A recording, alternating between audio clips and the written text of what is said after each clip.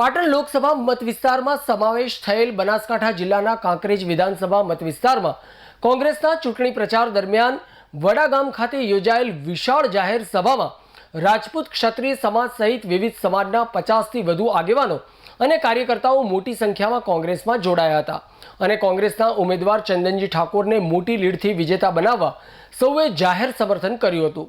વડા કાકર રોડ પર હનુમાનજી દરવાજા સામે આજે ચંદનજી ઠાકોરની ઉપસ્થિતિમાં કોંગ્રેસની વિશાળ ચૂંટણી સભા યોજાઈ હતી, જેમાં કાંકરેજના કોંગ્રેસના ધારાસભ્ય અમૃતજી ઠાકોર, દિયોદરના રાજવી, ગિરિરાજસિંહ વાઘેલા, હિતુભા, સનુભા, દલુભા, મહિપતસિંહ, શૈલેન્દ્રસિંહ, મોહબ્બતસિંહ સહિત વિસ્તારના વિવિધ સમાજના આગેવાનો કાર્યકર્તાઓ મોટી સંખ્યામાં ઉપસ્થિત રહ્યા હતા।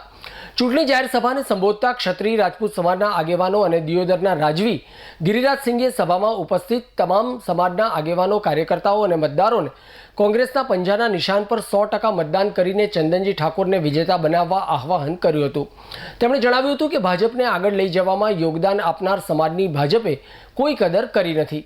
રાજા રજવાડાઓની મહિલાઓ વિશે ભાજપના આગેવાન પુરુષોત્તમ રૂપાલા દ્વારા કરાયેલ વિવાદિત નિવેદન સામે હવે ભાજપનો ઇલાજ કરી નાખવાનો છે અને તેમણે જણાવ્યું હતું કે 7મી મેના રોજ મતદાનના દિવસે ભાજપને જવાબ આપી ચંદનજી તરફે 100% મતદાન કરવાના સૌને ભારપૂર્વક અપીલ કરી હતી। ચૂંટણી જીતાશે નહીં બના સાહેબ, અમારા ગામની ઈ તાસીર છે જ્યારે અમારું ગામ ચૂંટણી લડતું હોય ને ત્યારે એ ચૂંટણીને કોઈ વિજયી બનાવવામાં રોકી શકતું નથી। પછી એ લોકસભા હોય જેવી શાહની કે મગનસિંહજીની વિધાનસભા જે હોય કે ગમે તે હોય, જ્યારે વડા ચૂંટણી લડતું હોય ને ત્યારે એ વિજયને કોઈ રોકી શકતું નથી। માટે આજે વડા એકત્રિત થયું છે અને વડા ચૂંટણી લડે છે તો અમે આવા આશીર્વાદ પણ હું આપું છું કે સાહેબ આપ વિજયી છો અને વિજયી છો જ। ભારત માતા કી જય અસ્તુ। મિત્રોને દુઃખ પણ થશે કે 25-25 વર્ષ કે 50-50 વર્ષ ભાજપ સાથે જોડાયેલા હતા, પણ હંમેશા આપણા સમાજનો એ લોકોએ ઉપયોગ કર્યો છે અને એક પણ વાત જો આપણી ન માને અને આપણા ક્ષત્રિય સમાજને કહેવાથી એક પણ ટિકિટ ના કાપી શકે તો એ ભાજપને આપણે દિલમાંથી કાઢવું પડે। આપણે આજની આ મીટિંગ નિમિત્તનું કારણ એ છે કે ભાઈ આપણે આવનારા સમયમાં જે આપણે હાલ જે ચાલી રહ્યું છે અસ્મિને આનું કે જે રૂપાલા સાહેબે જે આપણા સમાજ વિશે જે ભદ્ર ટિપ્પણી કરી હતી એના નિમિત્તેનું અમે જે હાલ ક્ષત્રિય સમાજ જે ભેગું થયું છે એનું એવું માનવું છે કે ભાઈ આવનારા સમયમાં આપણે જે કોઈ પણ પક્ષ આપણે વિરોધ પક્ષમાં મતદાન કરવું એવું ચાલી રહ્યું છે બધા ગામોમાં, એટલે વડામાં પણ એવું ચાલે છે। એટલે આપણે બધા યુવાનો સાથે મળીને કોંગ્રેસના હાથ મજબૂત કરે એવું જય માતાજી।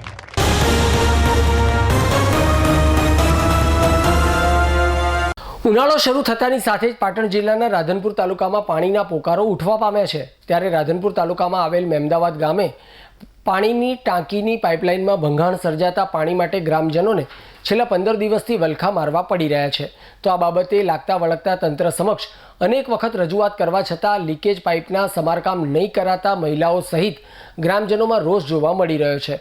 પાટણ જિલ્લાના રાધનપુર તાલુકાના ગામડાઓમાં પીવાનું પાણી ગુજરાત પાણી પુરવઠા બોર્ડ દ્વારા પૂરું પડાય છે અને પાણી સંગ્રહ માટે ગ્રામ્ય વિસ્તારોમાં કરોડો રૂપિયાના ખર્ચે ટાંકીઓ બનાવી છે અને આ ટાંકીમાંથી પાઇપલાઇન મારફતે પાણી ગામડાઓમાં ઘેર પહોંચાડવામાં આવતું હોય છે, પરંતુ ઘરે પાણી પહોંચાડતી આ પાઇપ જ્યારે ક્ષતિગ્રસ્ત બને ત્યારે ગ્રામ્ય વિસ્તારોમાં લોકોને પાણી માટે હાડમારી ભોગવવી પડતી હોય છે અને આ મામલે પુરવઠા કચેરીના બાબુઓની આળસના કારણે કેટલીક જગ્યાએ પાઇપલાઇન તૂટી જવાને કે લીકેજ થવાની હોય તેની તપાસ નહીં થતાં પાણી વેડફાટ થઈ રહ્યું હોય છે, તો બીજી બાજુ ગ્રામજનોને રોજિંદા વપરાશ માટે પાણી માટે ભટકવું પડી રહ્યું છે। એક બાજુ વહીવટીતંત્ર ઘર પાણી આપવાના વાયદાઓ કરી રહી છે, ત્યારે રાધનપુર પંથકમાં છાશવારે પાણીની સમસ્યા સર્જાય છે। હાલ ધૂમધકતો ઉનાળો ચાલી રહ્યો છે, ત્યારે મેમદાવાદ ગામે પાણીની કટોકટી સર્જાઈ છે।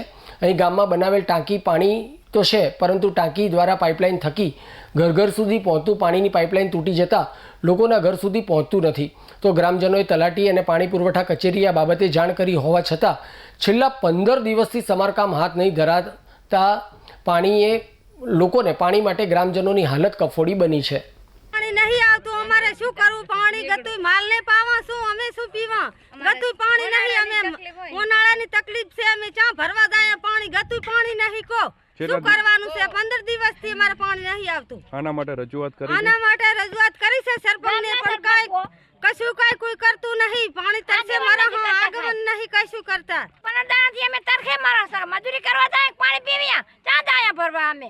આના અમે માટે શું પાયા રજૂઆત પીવ્યા શું અમે શું ખાયા રોટલા મજૂરી કરવા ના જાય તો. રજૂઆત કરી હતી સરપંચને આના માટે? સરપંચને રજૂઆત કરવી જ જોઈએ. સરપંચ કેમ નંબર લેવા નહીં આવતો ગામમાં? બધી સંપર્ક નોટ લેવા આવે ત્યારે સરપંચ દોડ્યા આવે, અને તારે અમારી અંબાર લેવા કોઈ ના આવે એમ. 15 દાડાથી પાણી આવતું નથી, લેન તૂટેલી છે, તો અધિકારને કહેશા તલાટીને સરપંચને નિયાને વિનંતી કરું છું કે પાણી અમને પહુ તો સારું અમને પાણી જુએ. શું નામ છે તમારું? મારું નામ શહેદાભાઈ.